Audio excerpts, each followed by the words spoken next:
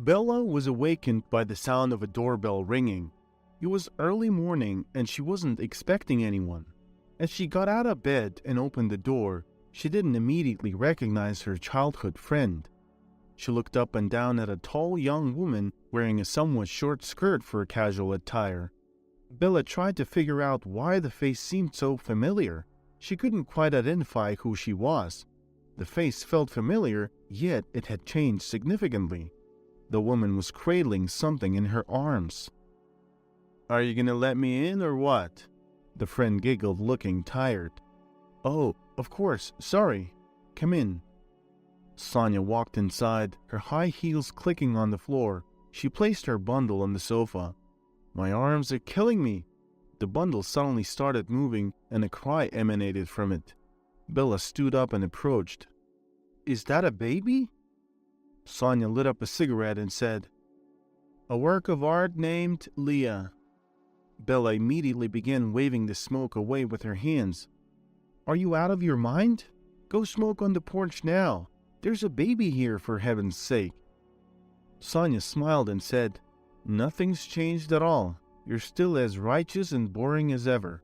Sonia went to the porch and smoked, watching through the window as Bella carefully unwrapped the baby and let her get some fresh air. As she spoke affectionately to the baby, Leah cooed and calmed down.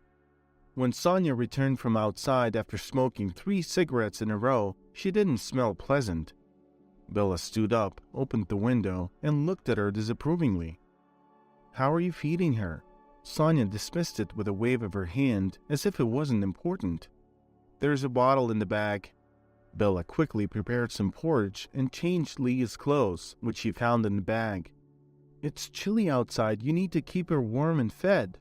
"Don't worry. She's a strong girl." Bella realized that Sonia hadn't just dropped by for a few minutes.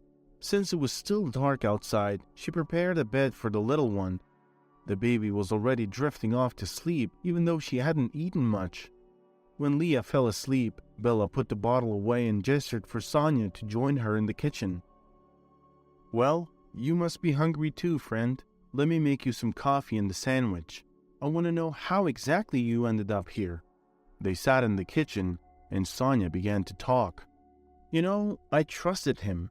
I confided in him completely. And he was... married? No, it's not that. He was different at first, but he changed. After I gave birth, he said that I'm supposed to stay at home with the baby and take care of her. I mean, that's basically the end of it for me. I need a life. Why would I want to sit at home and do nothing? To be completely honest, he just wasn't the right guy for me, and I just left. It turned out becoming a mother wasn't as easy as I'd expected. But you know me, I can handle anything." "Of course I do. So what's next now? As far as I remember, you sold your parents' house." "Well, I'm in no rush, so I'll take my time and think about it. Can I stay with you for a couple of days?" "Of course, you can stay as long as you want." "And you still haven't had a boyfriend, huh?" Sonia suddenly asked. Bella smiled. "Yeah, I guess I'm not destined or something." "So what do you do for a living?" Sonia continued questioning. "I do accounting for a few companies." Sonia looked around and asked further, "Do you work from home? As they say these days, remotely?" Bella laughed. "That's exactly the term. I mean, I can work anytime, anywhere, so that's a good plus." "Good job, but I don't get why you're still single though. I can't believe guys are missing out on such a trustworthy person like you." "I've tried with some guys. I didn't like it." "Well, I think you should try harder," Sonia smiled. 2 days passed in the blink of an eye. Bella was busy tending to Leah, and she did it with great pleasure. Meanwhile, Sonia went through ads in the newspapers and made some calls. On the 3rd day, Sonia sat next to Bella, who was taking care of the little baby. "I see you're enjoying your time with Leah." "Of course. Look at her. She's such a cutie. How can you not enjoy taking care of this bundle of happiness?" "Bella, listen. I've got nobody else to turn to about this. You know, I don't really have any relatives, except for my aunt who hates my guts." Bella looked at her as if sensing she couldn't bring herself to ask for something. "What is it, Sonia? I'll do what I can. I got a really important job offer. It's a nice company and I want to take the job. So, what's the problem? Take it. The thing is, it's in the city. I can't imagine myself in the city with a baby. I can't work like that. I just need 1 month to get settled, find a place to live, and a nanny who can take care of Leah. Do you think I can leave Leah with you for a month? I mean, you work from home, and can you please help me out? This is a once-in-a-lifetime opportunity for me. Bella was absolutely confused, struggling to find the right words to say. Sonia, I just don't see how that would be possible. She's your daughter. And that's exactly who I'm taking care of, Sonia interrupted, and asking you to help me take care of Leah. I hope you understand that it's impossible for me to run around in the city with a baby. I can't afford a nanny at this point either. And you're just naturally so good with her. As soon as I get settled, I'll come back and take her. I'll be calling you guys every day, don't worry. By this time, Bella had spent a few hours around Leah. She had already grown attached to the baby, and a strong bond had formed between them. Bella felt as though she was meant to be part of this child's life, and now she was being offered the opportunity to play a significant role in it. At first, Bella hadn't even noticed the subtle ways in which she was being persuaded to take care of Leah. The discussions about her mother's unpredictable future, the emphasis on Leah's well-being, and the hints that Bella's presence could provide stability for the child all played a part in slowly convincing her. Perhaps deep down, Bella knew that she was the best option for Leah. Her own instincts had been stirred by the baby's presence, and she felt an innate desire to protect and nurture her. As the idea settled into her mind, Bella couldn't shake the feeling that this was the right decision for both of them. When the time came to officially agree, Bella didn't hesitate. The love and affection she felt for Leah overflowed as she held the baby in her arms. She promised to do everything in her power to ensure that Leah would be in a safe and loving environment. Bella knew that the road ahead would be challenging, but she was committed to giving Leah her best. With each day, her love for the child only grew stronger, and she found herself constantly learning and adapting to the needs of her new role as a caregiver. Only a week after embracing the role of Leah's caregiver, Bella found that the sensation of motherhood had a profoundly positive impact on her well-being. It filled her with a happiness that she had never experienced before, and she was astonished by how this newfound joy had remained hidden within her for so long. Every time Bella approached Leah, the baby would greet her with a warm, bright smile, even while drifting in and out of sleep. Leah's cheerful disposition seemed to radiate throughout the room, and Bella couldn't help but feel a deep sense of connection with the child. Leah was an incredibly serene baby, which made it easy for Bella to balance her new responsibilities with her work. As the days went by, their bond grew stronger, and Bella found herself cherishing every moment spent with the little girl. However, as Bella's attachment to Leah deepened, she couldn't ignore the unsettling knowledge that she would eventually have to return the baby to her mother. This thought loomed over her like a dark cloud, casting a shadow on the otherwise blissful experience of caring for Leah. Despite this nagging feeling, Bella resolved to make the most of their time together. She focused on creating a nurturing environment for Leah, offering her unwavering love and support. Bella knew that eventually, the day would come when they would have to part ways. But until that moment arrived, she would continue to pour her heart and soul into raising Leah, ensuring that the baby would always know the warmth of her love. Sonia called exactly 1 month after leaving Leah with Bella. Bella, that job didn't work out. They weren't what I expected them to be. I've already found a different job and got paid. I'm gonna send you some money. So, how are you both doing? Everything's alright. Leah's trying to sit up, and we've already tried puree. I'll call you back, Bella. Sonia hung up the phone abruptly, not even sounding interested in hearing what else Leah had learned. Bella's phone buzzed, displaying an incoming money transfer, a decent amount too. We're gonna get a stroller. Do you want to get a stroller, baby? Yeah? You want to ride in a stroller? Bella decided to spend the money Sonia had transferred on a stroller. It was a timely purchase that greatly improved their lives. They often went for walks in the park, especially in good weather. After 2 more months had passed, Sonia called Bella again, sending her additional money to help care for Leah. As the days turned into weeks and weeks into months, Bella noticed a change in their communication. Sonia's calls became less frequent, replaced by simple money transfers and brief messages updating Bella about her various struggles, finding a new job, meeting someone who was unaware of Leah's existence, and offering other explanations for her continued absence. In truth, Bella didn't mind the lack of communication from Sonia. She was even somewhat relieved that Leah's mother wouldn't be returning anytime soon. Bella was afraid that if Sonia came back to reclaim Leah, she would lose not only the happiness she had found in caring for the baby, but also the heartwarming moments spent holding Leah close, humming lullabies, and feeling their unique bond grow stronger. As time went on, however, even the money transfers ceased. Sonia seemed to have vanished entirely. No more calls or messages provided any insight into her whereabouts or her intentions for Leah. Bella couldn't help but feel a mixture of concern for Sonia and an underlying sense of relief, as this development seemed to solidify her role in Leah's life. One day, Bella took Leah to the doctor. "Well, what can I say? I don't see anything critical. As for her getting sick easily, it's the immune system. Take her to the sea. Even once a year is enough to help her stay healthy." Bella said goodbye to the doctor and took Leah by the hand as they walked home. Lately, Leah had been catching colds often. Even an open window for fresh air could make her nose run. Bella thought about what the doctor had said. Take her to the sea. She realized she would need papers to fly in an airplane because she wasn't the mother. That's when Bella stopped in her tracks. "Mommy, what's wrong?" "Leah, sweetie, do you want to see the ocean?" "Yes." "What is the ocean?" Bella laughed. "You'll see what it is when we get there." "Where is it, Mommy?" "It's very far away, baby girl. Do you want to go on a road trip?" "Yes, Mommy, yes." As they walked, Bella smiled. They couldn't fly to Spain, but they could plan a trip within the country.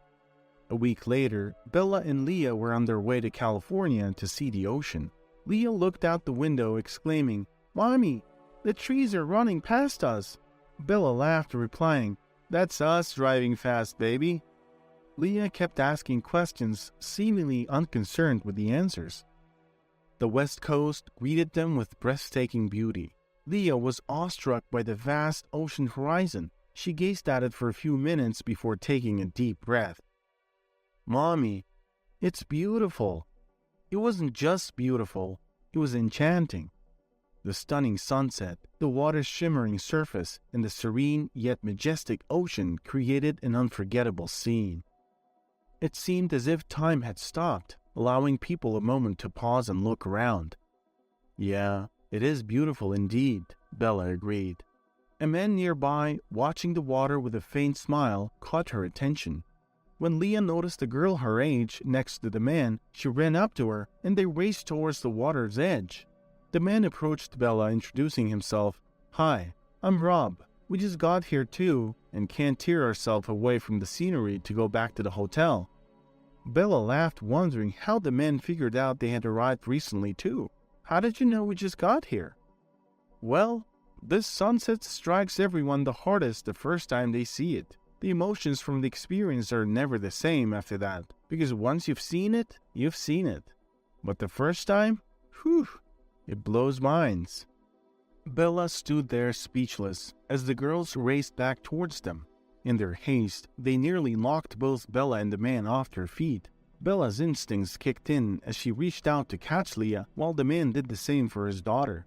As the dust settled, they found themselves frozen in place, staring at one another in disbelief.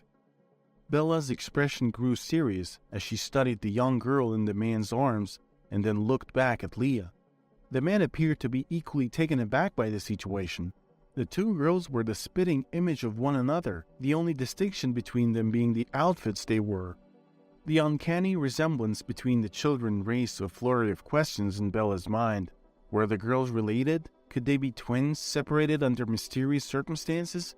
The situation seemed too extraordinary to be a mere coincidence. As Bella and the man exchanged puzzled glances, they knew they needed to unravel the mystery behind the striking similarity. "Daddy, I'm hungry," the man's daughter chimed in. "Mommy, I'm hungry too," Leah echoed. Bella's voice was shaky as she responded, "Yes, honey, let's go get something to eat." They all began to move, preparing to head back to the hotel. Before they parted ways, the man stopped Bella and inquired about their room number. "I'm in room 410. I think we need to talk. Can I wait for you on the patio?" he asked. Bella nodded in agreement, her mind racing with uncertainty about what was to come. She hurried back to the hotel, her thoughts consumed by the inexplicable situation. Sonia had never mentioned another child, and the idea that there could be another girl who looked just like Leah seemed utterly perplexing. Once inside the hotel, Bella took a deep breath to calm her nerves. She got some food for Leah and put her to bed, watching as the little girl drifted off to sleep almost immediately. With Leah tucked in for the night, Bella knew it was time to confront the mystery head-on. She gathered her thoughts and made her way to the patio. Rob was already waiting, smoking a cigarette and gazing at the horizon. When Bella approached, he quickly extinguished the cigarette and threw the butt in the trash can. "Sorry, I had quit smoking, but I couldn't contain myself today." He took a moment before speaking again. "So, I'm guessing we both know Sonia, huh?"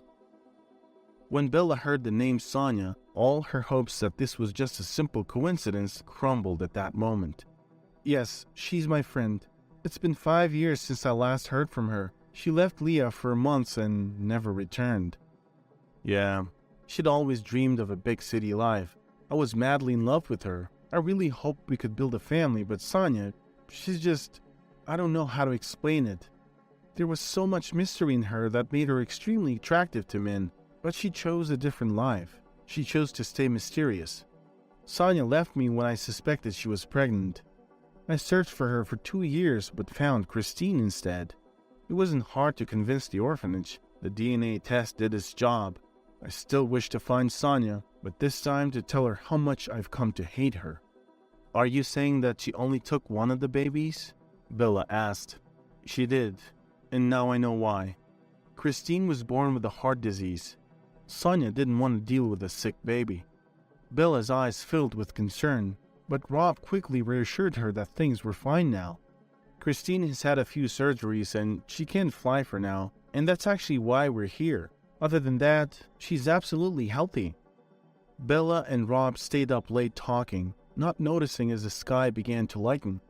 Before saying goodbye, Rob took Bella's hand and said, "I can see how worried you are. Trust me, I'm not a monster, and I won't take Leah away from you. I can see how attached you two are and how much she loves you. Let's just relax these 2 weeks and enjoy our stay. Something will become clear, and if not, we can always sit and talk in the end. All I ask is that you don't avoid us, please." Bella smiled through her tears. "Thank you. To be honest, I was thinking about running away, even though it's not a good idea." Bella had initially entertained thoughts of leaving and putting the strange encounter with the man behind her, fearing that he might try to take Leah away. However, after their conversation on the patio, she felt somewhat reassured. It appeared that Rob was just as bewildered by the situation as she was, and his genuine concern for the welfare of both girls was evident.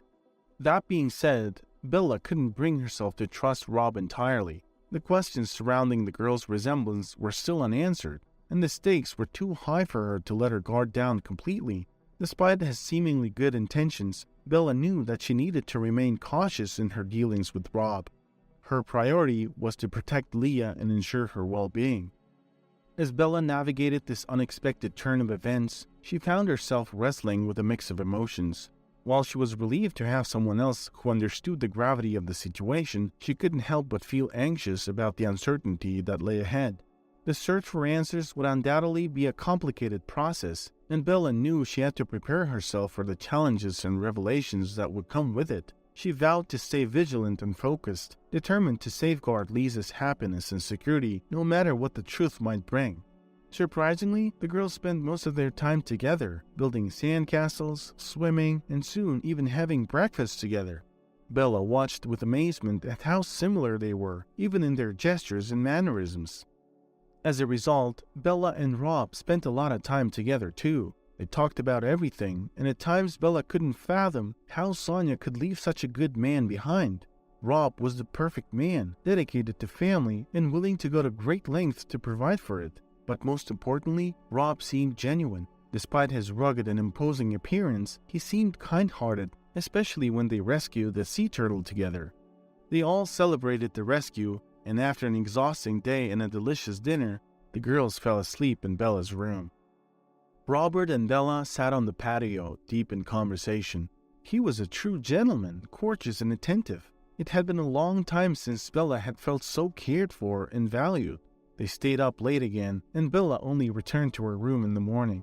The girls were sound asleep, and Bella lay down next to them. She found it difficult to fall asleep, consumed by worry and fear. What have I done? Bella kept asking herself, berating herself for her actions. The thoughts of everything Robert had told her about Leah and Sonia kept replaying in her mind. She was worried about the fact that she never went looking for Sonia. In fact, she secretly wished she would never return. She kept trying to convince herself that what she had done was okay. Amidst all the negative thoughts, the image of Robert saying kind words to Bella and smiling was one thing that brought a smile to her face. In the morning, she was awakened abruptly. Robert and the girls were standing there.